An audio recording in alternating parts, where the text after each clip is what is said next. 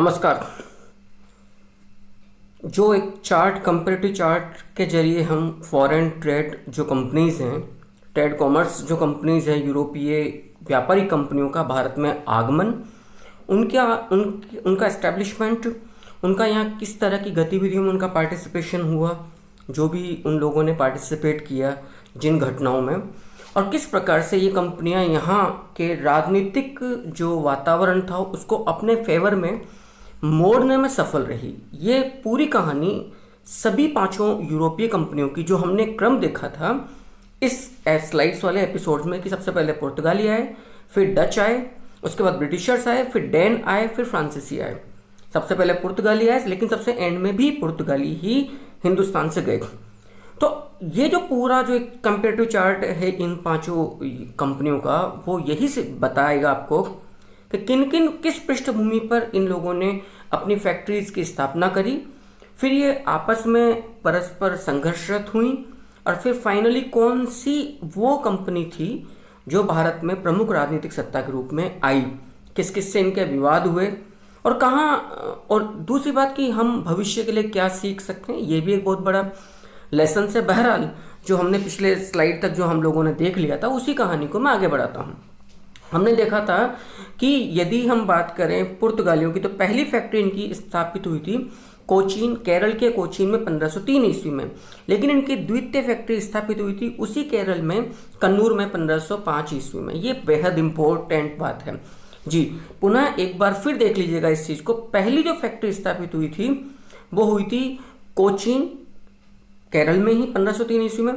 और पुर्तगालियों की जो दूसरी कंपनी थी, आप लोगों को मालूम है पुर्तगाली कंपनी का नाम क्या था, एस्तादो पुर्तगीज दी इंडिया, फाइन। और जो दूसरी कंपनी इनकी जो दूसरी फैक्ट्री इनकी स्थापित हुई थी भारत में, वो केरल के ही कोचीन तो पहले नंबर पे और कन्नूर दूसरे नंबर पे 1505 ईस्वी में। यदि हम बात करें डचों की, तो डचों की जो पहली फैक्ट्री है ये देखिएगा, वो स्थापित हो रही है कहाँ पर, मुसलीपत्तनम या मछलीपत्तनम, आंध्र प्रदेश, 1605 ईस्वी। हमने देखा था, हमने पिछली स्लाइड में देखा था कि मछलीपत्तनम या मुसलीपत्तनम जो आंध्र प्रदेश, जो कि दक्षिणी पूर्वी समुद्र तट पर था, वो बेहद इंपॉर्टेंट है। भारत की जो सामुद्रिक व्यापारिक गतिविधियां रही है शुरुआती उत्तर मुगल काल में, या मुगल काल से आप बात कर लें, ब्रिटिश जिसे हम कहते हैं आधुनिक भारत, उसके शुरुआती दौर में। तो मछलीपत्तनम के अंदर सबसे पहले जो फैक्ट्री आई वो डचों की आई 1605 में। दूसरे नंबर पर जो आई वो 1611 में आई, किसकी, फ्रांसीसियों की। और 16 आप लोग जानते हैं 69 के अंदर भी जो द्वितीय फैक्ट्री थी वो मछलीपत्तनम में किसकी थी, फ्रांसीसियों की थी। ये हमने मोटे तौर पर देख लिया था। तो पहली फैक्ट्री जो थी डचों की वो मछलीपत्तनम या आंध्र प्रदेश में स्थापित हुई 1605 में।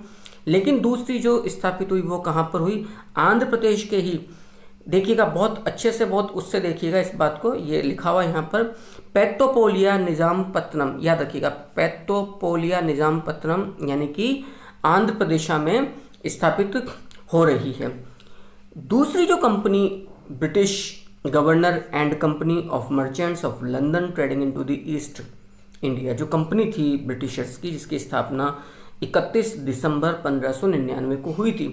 हमने देखा था कि इनकी जो पहली फैक्ट्री थी इस व्यापारी कंपनी की, ये पहली फैक्ट्री असल में स्थापित हुई थी कहाँ पर, मछलीपत्तनम में, आंध्र प्रदेश में 1611 ईस्वी में।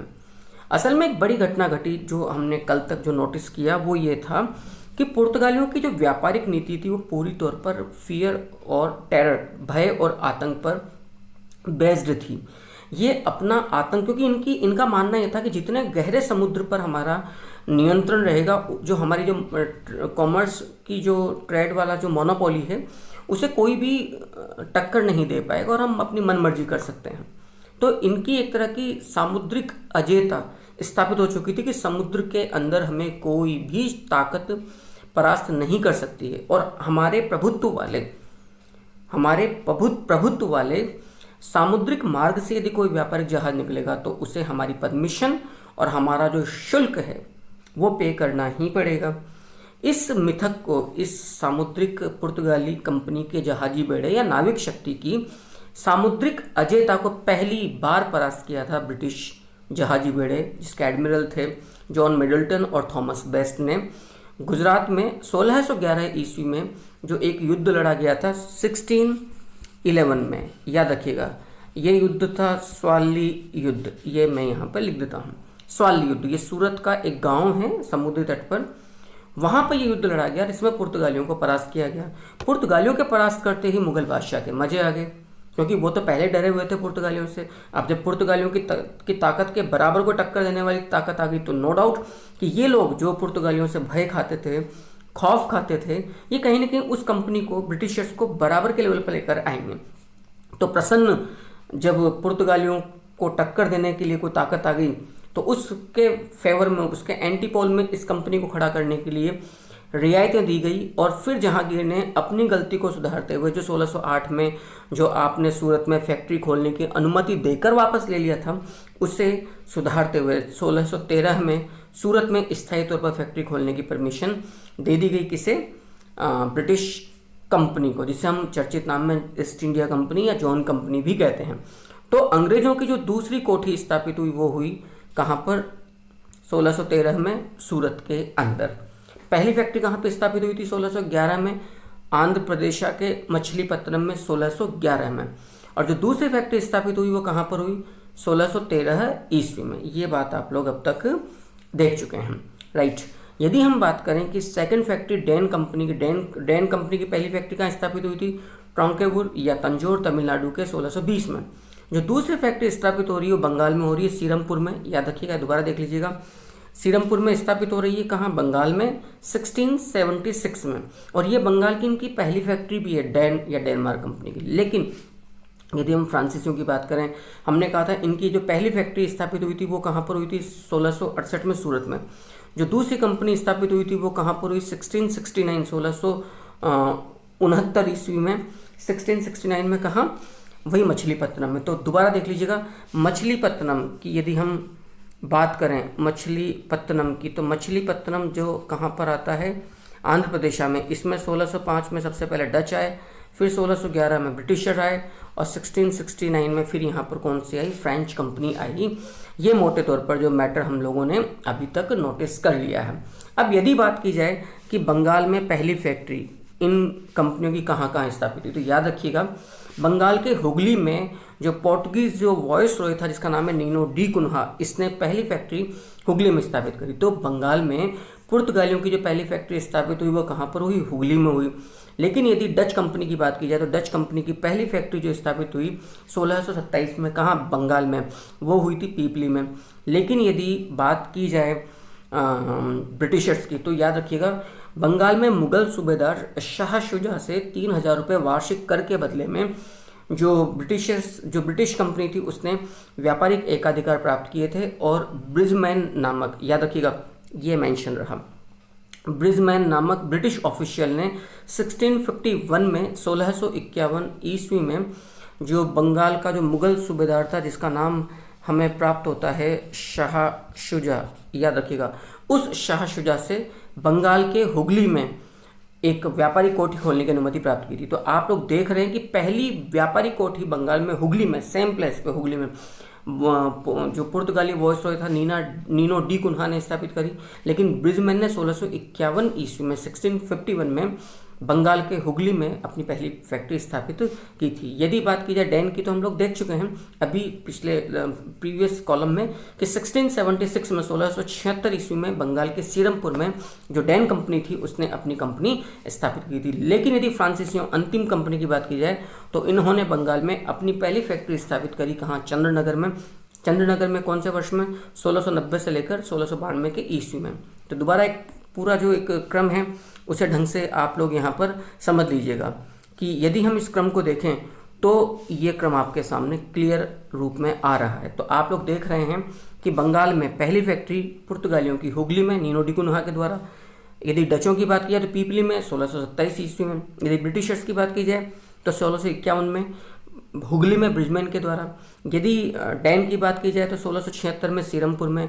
और यदि फ्रांसीसियों की बात की जाए तो चंद्रनगर में 1690-92 ईस्वी में स्थापित की गई थी। ये फैक्ट्री आप लोग यहाँ तक मोटे तौर पर ये सारा का सारा मैटर ठीक से देख चुके हैं। अब यदि बात की जाए इनके दोबारा इनके हेडक्वार्टर्स या मुख्यालय की, इनके भारत में प्रमुख इनके हेडक्वार्टर्स कहाँ कहाँ हुए, तो याद रखिएगा हमने देखा था कि पुर्तगालियों पुर्तगालियों का जो आगमन हुआ था भारत में, वो अरब सागर से कहाँ हुआ था, मालाबार तट में, केरल के एरिया में, कोचीन में। कोचीन के केरल में ही मतलब केरल के ही कोचीन में इन्होंने अपनी पहली फैक्ट्री स्थापित की थी, और केरल के ही कन्नूर में इन्होंने दूसरी फैक्ट्री स्थापित की थी। कोचीन में जहाँ पे इन्होंने पहली फैक्ट्री स्थापित की थी 1503 ईस्वी में पुर्तगालियों ने, वहीं पर आपने अपना पहला मुख्यालय, हेडक्वार्टर, यानी कि जितनी भी बस्तियां हैं, जितनी भी फैक्ट्रीज हैं, जितनी भी इनका ट्रेड सेंटर्स हैं हिंदुस्तान में, वो सब के सब कहाँ से गवर्न होंगे, वो सब कहाँ से शासित होंगे, कोचीन से। ये 1509 में स्थापित की गई थी। 1530 में गोवा को इनका स्थायी मुख्यालय बनाने तक, याद रखिएगा, कोचीन ही इनका हेडक्वार्टर बना रहा। लेकिन यदि डच कंपनी की बात की जाए, तमिलनाडु में पुलिकट, तमिलनाडु में 1590 ईस्वी में इनका हेडक्वार्टर बना दिया गया था। सूरत में 1613 ईस्वी में हेडक्वार्टर बना, जो सूरत हम लोग देख चुके हैं। स्वाली युद्ध लड़ा गया था 1611 ईस्वी में, स्वाली युद्ध। उसके पश्चात सूरत में जहांगीर ने इन्हें अपनी दूसरी कोठी 1613 ईस्वी में सूरत में खोलने की अनुमति दे दी थी, और 1613 से फिर जितनी भी भारत में बस्तियां थी उन सबको, उनका नियंत्रण सूरत से ही स्थापित किया गया था। लेकिन यदि फ्रांसीसियों की बात की जाए तो पौंडीचेरी इनकी मुख्य फैक्ट्री, मुख्यालय के रूप में कार्यरत रहा 1701 ईस्वी से। तो एक बार पुनः इस क्रम को आप लोग देख लीजिएगा कि यदि मुख्यालय की बात की जाए तो आप लोग ये इस चीज़ को यहाँ पर ठीक से नोटिस कर लीजिए। ये एक पूरा का पूरा मैंने बॉक्स बना दिया है। सबसे पहले आप बात करिएगा कोचीन में 1509 में मुख्यालय बना पुर्तगालियों का, पुलिकट तमिलनाडु में 1590 ईस्वी में डचों का, और 1613 ईस्वी में सूरत से इनका कार्यालय स्थापित हुआ। लेकिन 1701 में पौंडीचेरी कार्यालय के रूप में या मुख्यालय के रूप में कार्य कर रहा है। किसके लिए? फ्रांसीसियों के लिए। ये बात अभी तक हम लोगों ने देख लिया। अगला कॉलम यदि हम देखते हैं इसी के अंदर, जैसा कि मैंने अभी आप लोगों को कहा था, अब थोड़ा सा मैं इसको एलोबरेट कर रहा हूँ इस पूरे मैटर को। तो यदि हेडक्वार्टर्स की बात की जाए तो इनका जो आरंभिक हेडक्वार्टर्स था किसका, यदि अपन बात करें पोर्तुगीज़ का, तो अभी मैंने कहा कोचीन था 1509 में। जबकि आप लोगों को इस चीज़ को मालूम है कि कोचीन जो एरिया है वो केरल वाला एरिया है, जिसको हमने मालाबार तट का है। तो कोचीन में 1509 ईस्वी में इनका पहला मुख्यालय बना, और ये मुख्यालय कब तक रहा? जब तक गोवा इनका स्थायी मुख्यालय गवर्नर या वॉयसरॉय पुर्तगालियों में नीनो डी कुन्हा के द्वारा स्थापित नहीं कर दिया गया। मुख्यालय स्थापित किया गया था, स्थायी कैपिटल बनाया गया 1530 ईस्वी में गोवा को। उसके पश्चात फिर 1961, जब तक पुर्तगाली भारतवर्ष को छोड़कर, हिंदुस्तान को छोड़कर नहीं गए, इनके हेडक्वार्टर के रूप में गोवा ही कार्यरत रहा। यदि ब्रिटिशर्स की बात की जाए तो याद रखिएगा, मैंने कहा था कि ब्रिटिशर्स 1613 ईस्वी में सूरत में मुख्यालय मतलब अपनी फैक्ट्री स्थापित करने में सफल हुए थे। यद्यपि कैप्टन हॉकिंस हेक्टर नामक पानी के जहाज से 1608 ईस्वी में सूरत में उतरा था, लेकिन 1613 ईस्वी में उन्हें स्थायी फैक्ट्री खोलने की परमिशन प्राप्त हुई थी। 1608 में अनुमति मिल गई थी, लेकिन पुर्तगालियों एवं स्थानीय व्यापारियों के विरोध के चलते वो जो परमिशन थी वो लैप्स की गई थी, रद्द की गई थी। तो मुख्यालय इनका बना 1613 ईस्वी में। याद रखिएगा, बेहद इंपॉर्टेंट बात है।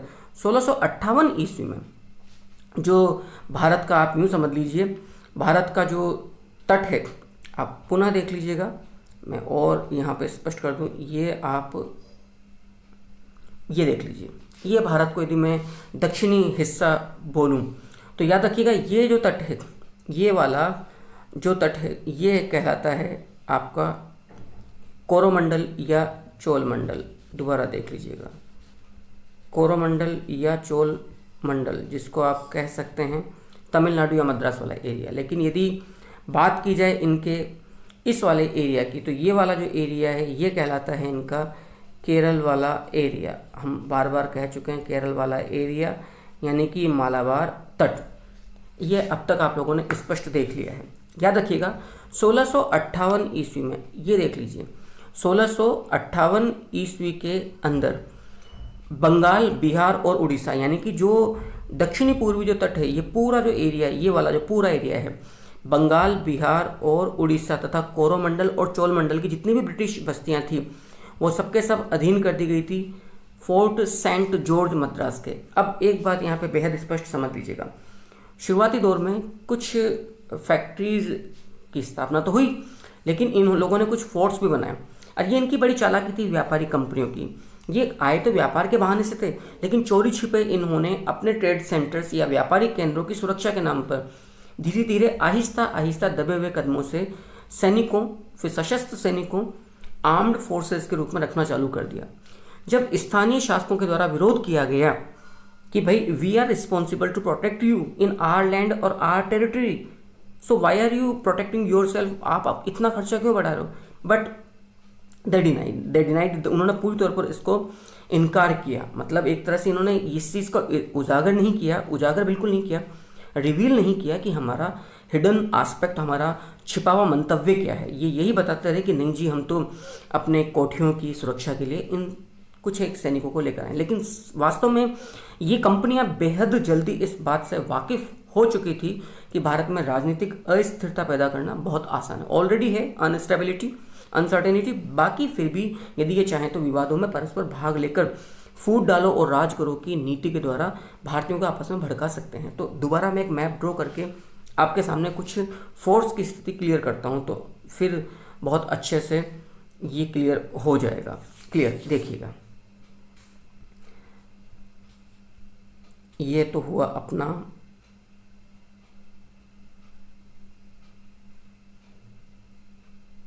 हिंदुस्तान, ठीक है जी। एक बात को बहुत अच्छे से समझ लीजिएगा इस बात को कि इसको मिटा दूं मैं ताकि थोड़ा सा मेरे को दिक्कत नहीं रहेगी जी।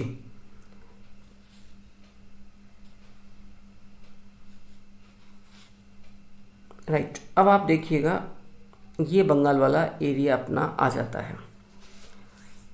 कुछ मैं फोर्स ले रहा हूं, उसके बाद ही आप इस पूरी बात को ठीक से समझ पाओगे। आइएगा, इस वाले एरिया में एक किला हमें प्राप्त होता है, एक बंगाल वाले एरिया में हमें किला प्राप्त होता है, एक किला हमें प्राप्त, 2 किले में प्राप्त होते हैं मद्रास वाले एरिया में। आप समझ गए इस बात को।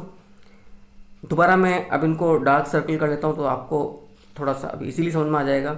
देखिएगा, एक किला तो ये हो गया, आप ये ले लीजिए पुर्तगालियों का किला, क्लियर है।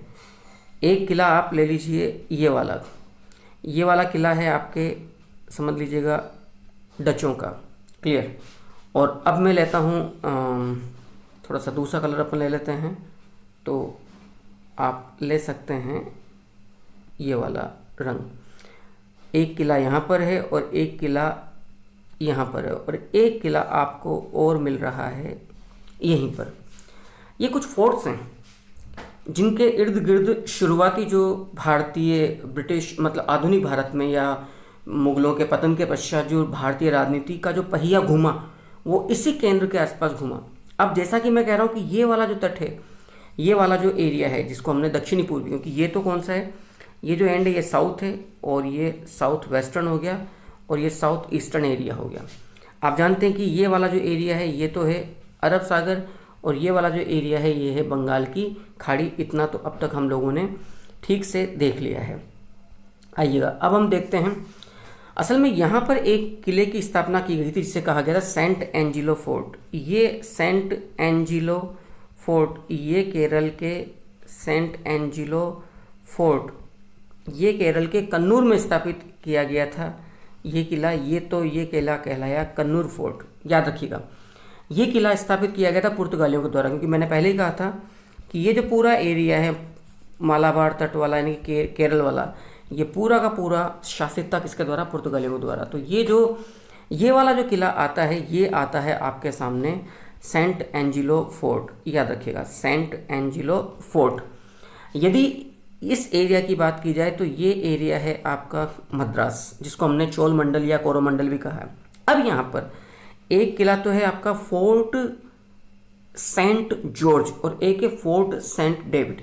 याद रखिएगा, एक किला तो है आपका फोर्ट सेंट जॉर्ज और एक किला है आपका फोर्ट सेंट डेविड।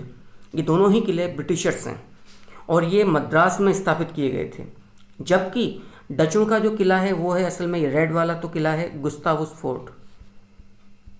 गुस्तावुस फोर्ट, ये गुस्तावुस फोर्ट असल में बंगाल के चिनसुरा में डचों के द्वारा स्थापित किया गया था। लेकिन 1698 में ब्रिटिशर्स ने एक नगर की स्थापना की नींव डाली थी, फाउंडेशन कोलकाता की या कलकत्ता की, और वहीं पर एक किला बनाया था। इस किले को जो इन लोगों ने नाम दिया वो किला है असल में फोर्ट विलियम, याद रखिएगा। तो फोर्ट विलियम नामक जो ये किला है ये है असल में किसका, ब्रिटिशर्स का। तो अब मोटे तौर पर दोबारा देख लीजिए, जो दक्षिणी जो पूर्वी ये वाला जो एरिया है, ये तो दक्षिणी पश्चिमी हो गया है ना, ये जो दक्षिणी पश्चिमी वाला जो एरिया है समुद्र तट का, मालाबार तट, वहाँ पर पुर्तगालियों ने अपना एक किला स्थापित किया, सेंट एंजिलो फोर्ट कन्नूर में, जिसको कन्नूर फोर्ट के नाम से भी जाना गया है। ये पुर्तगालियों का किला है। लेकिन यदि बात की जाए आप दूसरे तट की, जिसको हमने चोल मंडल या कोरोमंडल का है, यहाँ पर दो किले आते हैं हमारे सामने, ये रहे दोनों किले रेड वाले जो हैं, ये दोनों किले ब्रिटिशर्स के द्वारा स्थापित किए गए थे। इनमें पहला किला था जिसको फ्रांसिस डे ने चंद्रनगर मद्रास, वर्तमान मद्रास में फोर्ट सेंट जॉर्ज की स्थापना 1639 में, यानी कि 1639 ईस्वी में ब्रिटिशर फ्रांसिस डे के द्वारा फ्रांसिस डे के द्वारा स्थापित किया गया था। और यहीं पर इसी मद्रास में दूसरा जो फोर्ट स्थापित किया गया था वो था फोर्ट सेंट डेविड, फाइन। और तीसरा किला ब्रिटिशर्स का आता है वर्तमान कलकत्ता में, ये वाला फोर्ट विलियम, ये है असल में। स्क्रीन मेरी बहुत वाइड नहीं है तो थोड़ा सा लिखने में मुझे तकलीफ होती है इस पेन टैब पर। तो ये जो एरिया है ये है असल में फोर्ट विलियम।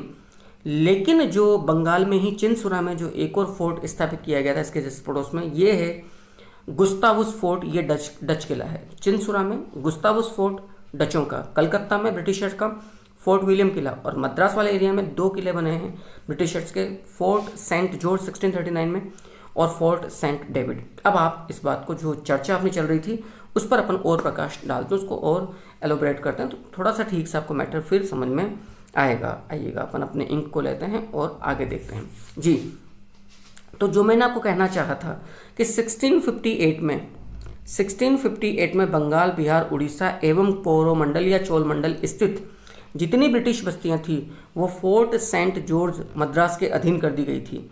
इस बात को मैं कह चुका हूं कि जो फोर्ट सेंट जॉर्ज है इसकी स्थापना 1639 में किसके द्वारा की गई थी, फ्रांसिस डे के द्वारा, याद रखिएगा। फ्रांसिस डे ने चंद्रनगर, एक राज्य था चोल मंडल या कोरोमंडल, चोल मंडल या कोरोमंडल कहाँ पर है, दक्षिणी जो पूर्वी तट है, उस चंद्रनगर के राजा जिसका नाम था दरमेला वेंकटप्पा, याद रखिएगा, बड़ा अजीब सा नाम है दरमेला, इसी चार्ट में आगे आएगा नाम ये। दरमेला वेंकटप्पा से इसने पट्टा प्राप्त किया फ्रांसिस डे ने, और 1639 में इसने जिस शहर की स्थापना करी वो मद्रास था, और यहाँ पर जिस किले को, फोर्ट को स्टैब्लिश किया वो था फोर्ट सेंट जॉर्ज, राइट। दोबारा मैप देखिएगा तो आपको फिर समझ में आ जाएगा कि ये अपना समुद्री तट है दक्षिणी भारत का, फाइन। अब जो ये वाला एरिया है, ये वाला एरिया, ये जो एरिया है ये है चोल मंडल या कोरोमंडल। तो ये क्या बोल रहा है कि 1658 ईस्वी में, 1658 में, 1613 में, 1613 में इनका मुख्यालय बन गया ब्रिटिशर्स का सूरत में। 1658 में चाहे बंगाल वाला एरिया हो, चाहे बिहार वाला एरिया हो, चाहे कोरोमंडल चोलमंडल की जितनी बस्तियां हों, मछलीपट्टनम से लेकर मद्रास वाली, वो सबके सब किसके अधीन कर दी गई, वो अधीन कर दी गई एक किले के। और ये किला कहाँ पर था, ये किला था यहाँ पर, जो था कौन सा किला, फोर्ट सेंट जॉर्ज। तो 1658 में फोर्ट सेंट जॉर्ज अंग्रेजों का प्रमुख बस्ती या मुख्यालय स्थापित हो गया, याद रखिएगा। आगे देखिएगा 1687 में, 1687 में सूरत के स्थान पर बॉम्बे को मुख्यालय बना दिया गया। हमने ये देखा था कि 1613 ईस्वी में मुख्यालय आया सूरत। ये मुख्यालय कब तक रहा, 1687 तक, जब तक बॉम्बे मुख्यालय नहीं बना दिया गया। इसी बीच एक जो परिवर्तन हुआ था वो हुआ था 1668 में, जब बंगाल, बिहार, चोलमंडल या कोरोमंडल की तमाम बस्तियां मद्रास में स्थित फोर्ट सेंट जॉर्ज के अधीन कर दी गई थी। और 1687 में जो मुख्यालय था, जो मेन हेडक्वार्टर था कंपनी का भारत में, सूरत, उसके स्थान पर मुख्यालय कहाँ ला दिया गया, बॉम्बे में ला दिया गया। 1773 के रेगुलेटिंग एक्ट के द्वारा, याद रखिएगा, 1773 के रेगुलेटिंग एक्ट के द्वारा ये तय हुआ कि 1774 से 3 प्रेसिडेंसियाँ थी भारत में, मद्रास प्रेसिडेंसी ब्रिटिशर्स की, बॉम्बे प्रेसिडेंसी और कोलकाता प्रेसिडेंसी। दोबारा फिर एक मैप के द्वारा देखिएगा तो फिर आप और क्लियर ठीक से समझ पाओगे इस बात को। आप इसको यूँ देखिएगा, ये अपना भारत। क्लियर। अब आप इसको ठीक से समझिएगा जो मैं यहाँ पे कहना चाहता हूँ। ये लीजिए, यहाँ पर 3 हमारे सामने बस्तियाँ आती हैं। पहली बस्ती आती है आप बॉम्बे, दूसरी जो बस्ती आती है वो आती है हमारी आप मद्रास, और जो तीसरी बस्ती आती है वो हमारी आती है बंगाल में कोलकाता। ये 3 प्रेसिडेंसी टाउन्स हैं, प्रेसिडेंसी सिटीज़ हैं, नगर हैं। प्रेसिडेंसी का मतलब वो टाउन्स या वो बस्तियाँ ब्रिटिशर्स की which is ruled by the presidents, जो अध्यक्षों के द्वारा, गवर्नर्स के द्वारा शासित थी। अभी हालांकि हम बाद में चर्चा करेंगे गवर्नर्स वगैरह की। तो 3 है ये 3 प्रमुख बस्तियां हमें प्राप्त होती हैं, 1 बस्ती, 2 बस्ती और तीसरी बस्ती।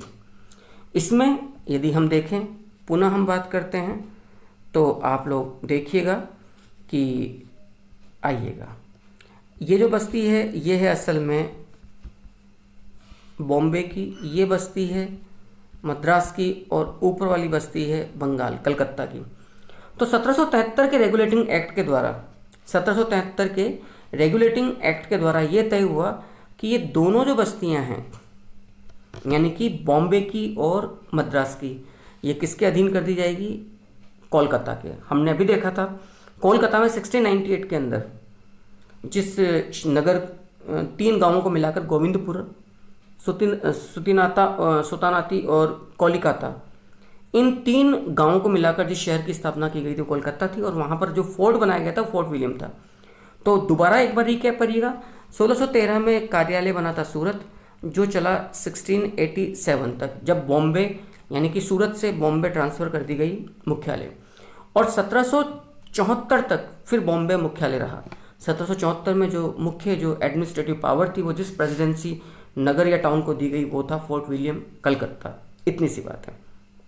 तो उम्मीद करता हूँ कि यहाँ तक की बात आपको ठीक से समझ में आ गई। तो 1687 में सूरत के स्थान पर बॉम्बे को मुख्यालय बना दिया गया, और फिर 1774 में कलकत्ता को मुख्यालय बना दिया गया। अब आपने फिर दोबारा देखिएगा, 1613 में सूरत, 1687 में बॉम्बे, और फिर 1774 में कलकत्ता।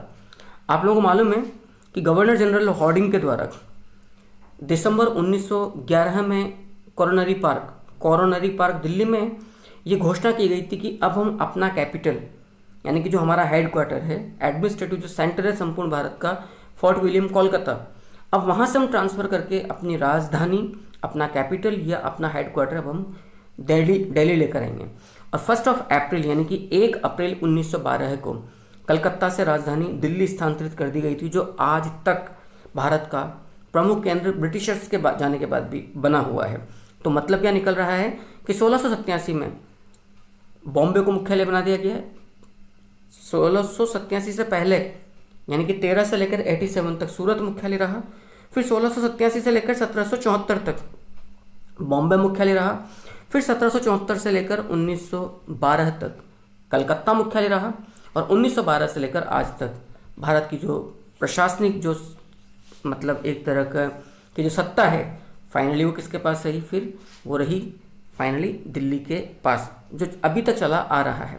तो एक बार पुनः देखिएगा आप इस बात को ताकि आप ठीक से समझ सकें। 1613 में सूरत, 1687 में मुख्यालय आया बॉम्बे, 1774 में मुख्यालय आया कलकत्ता, और 1912 से लेकर आज तक फिर मुख्यालय आया हमारा दिल्ली। तो आप समझ सकते हैं कि जो मुख्यालय था वो किस प्रकार से भारत में चलता रहा है। निश्चित तौर पर ये एपिसोड आपको ठीक से समझ में आया है और आपने भरपूर तरीके से इसको समझने का प्रयास किया है, और ये जो फैक्ट्स मैंने आप लोगों के सामने रखे हैं वो आपको बेहद अच्छे ढंग से समझ में आ भी गए हैं। वंदे मातरम।